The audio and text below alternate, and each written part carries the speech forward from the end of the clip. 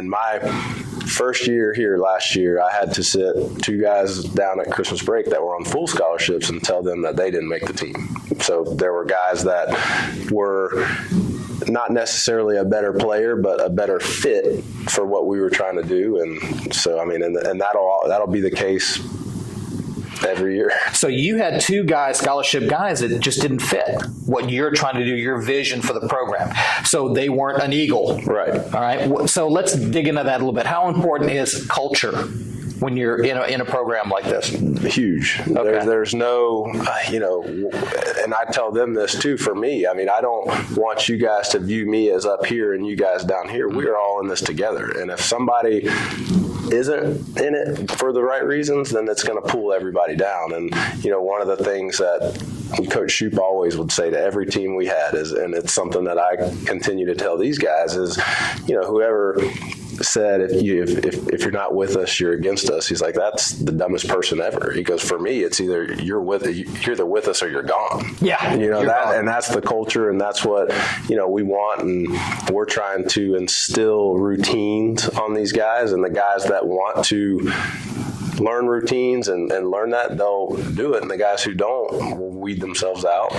Okay, so what I'm hearing within the culture, it's a process-driven culture. Absolutely. To be here, you need to be coming early and getting on the floor with everybody else and doing your hip mobility and your shoulder stabos and all that, and going to your indie drills. And that's all before practice even starts. Right. And then post-practice, you'll probably have, fig in the cage for post-practice hitting and things like that. So there's a process to be an Eagle. There's a process that you need to buy into. Right. And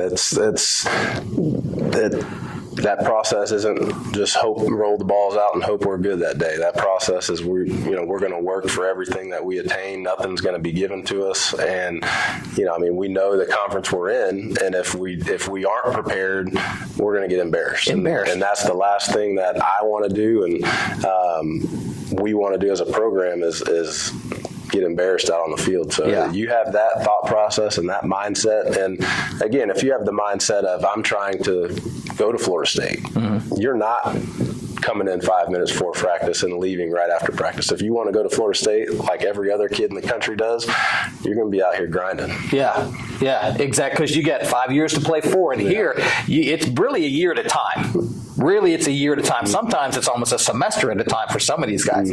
So the life expectancy is short for a baseball guy. It's short. You got to go now, begin, ready, go. So your guys are buying into this process that is being led by you, by FIG, of course, the trainers here, and all that kind of stuff to get up, get ready, get bigger, get stronger, and get ready to go win. Correct. Cool. And if they don't fit into that, it's pretty easy to see. Right. And they know it too. I mean, if their competition, if the guy, that's also battling out for third base is driven and willing, and, nobody's making him stay extra and do more. Nobody's making him ask Figgy hey, can we work on my backhand?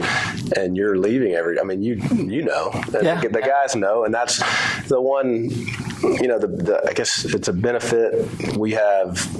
For instance, this fall, I have 45 guys coming in this fall, and I can only keep 28. So that's motivation enough for the guys to kind of look, oh, shoot, I better make sure I'm one of those 28 that stays. So, that instills that competition, and not that it's a fear, but it's, if I'm not one of those 28, I don't want it to be because I didn't give it my all. It's an urgency. Yeah, it's urgency. There you go. Yeah.